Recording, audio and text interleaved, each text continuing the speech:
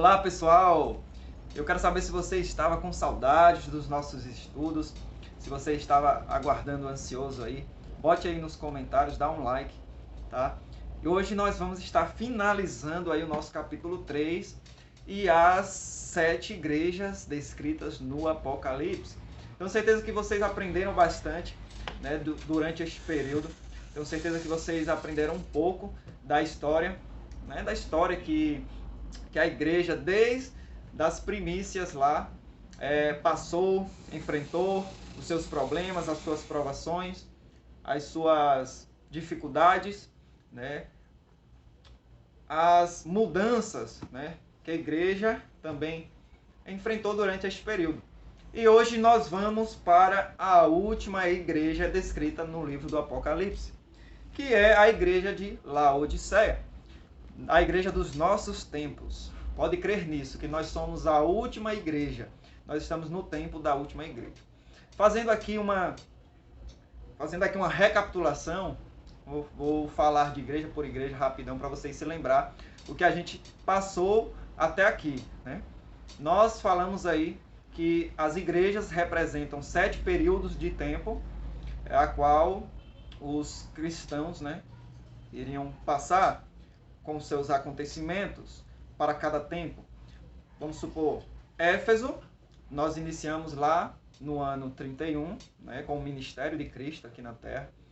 E eu falei para vocês que ele encerra ali no ano 100 com a morte dos apóstolos. Era uma igreja militante, uma igreja fervorosa, poderosa em oração, cheia do Espírito Santo. Do ano 100 até o ano 313, nós tivemos aí Esmirna, que é considerada uma igreja perseguida. Do ano 100 ao ano 313, a igreja perseguida, um povo fiel, mas que era muito perseguido.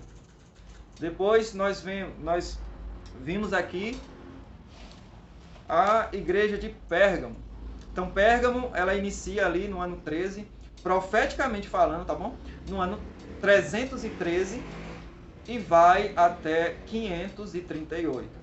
Em 313, a igreja recebe ali liberdade religiosa para adorar o seu Deus, começa a passar por uma transação, uma transigência com o paganismo, com as coisas mundanas, e encerra ali essa igreja, né, que está agora se corrompendo no ano 538, que é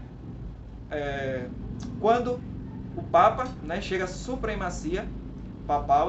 O bispo de Roma, ele é considerado cabeça de todas as igrejas e não tem mais ninguém que se oponha, né, a isso. Começando assim também os 1260 anos proféticos que nós encontramos no livro de Daniel e no livro do Apocalipse. Esses 1260 anos, ele começa ali em 538, com a supremacia papal. E nós pegamos aí um período de Idade Média, também considerado Idade das Trevas, que as pessoas não podiam ter acesso livre à palavra de Deus, né? Elas não podiam se opor ao que a igreja ensinasse, né? Era um povo que se oposse ou levantasse algo contra a igreja, eles eram perseguidos, torturados, e isso está na história, como eu contei para vocês. O período dessa igreja, que aqui estou mencionando, é a igreja de Sardes. Sardes não, a de Tiatira. E ela encerra aí em 1517 com a reforma protestante. Lutero, né, pregando as 95 teses, ele queria fazer uma reforma dentro da igreja, não fora da igreja. Mas infelizmente isso não foi muito bem aceito, né? Aquilo que foi utilizado por Lutero, que estava na palavra de Deus, não foi aceito pela igreja, e ele foi excomungado, tido como herege, e foi morto, né? Foi morto. 1517 a 1798, nós encontramos o período da igreja de Sardes, né? O início aí da reforma protestante.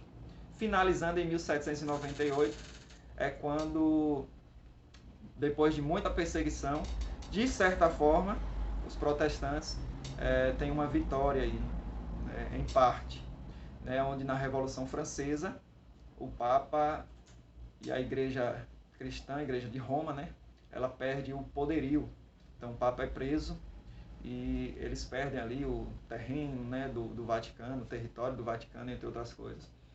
E eles recebem uma ferida mortal. Né? A igreja não mais era soberana, né, sobre as nações. 1798 a 1844 é o tempo da igreja de Filadélfia. Por quê? Em 1798 finaliza aí os 1260 anos proféticos que nós vamos estudar aqui ainda.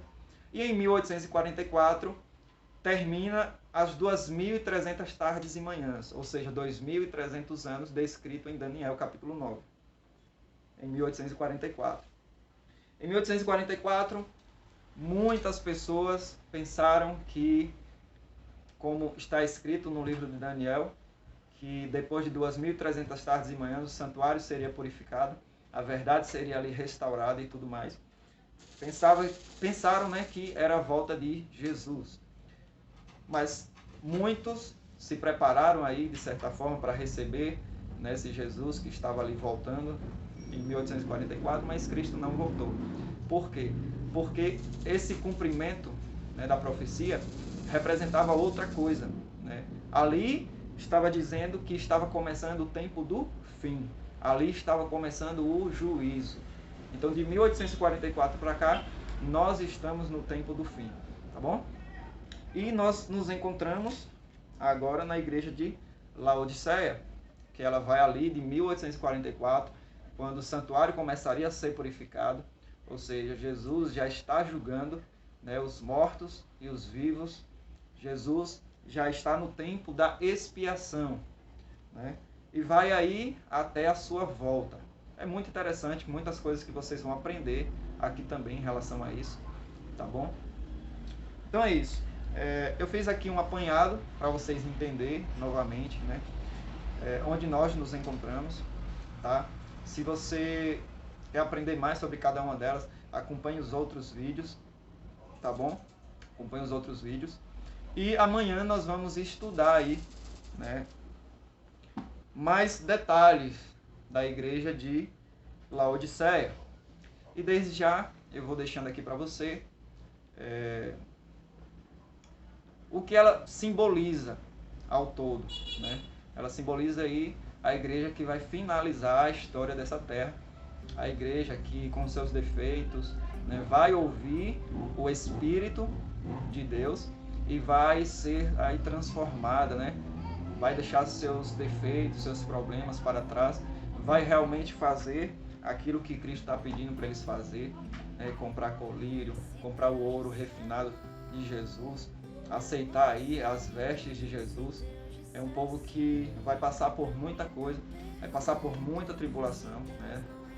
Nos nossos tempos, praticamente nós vamos passar aí pelas perseguições descritas na Bíblia, pelo tempo de angústia, mas como diz lá no finalzinho, nós seremos vencedores.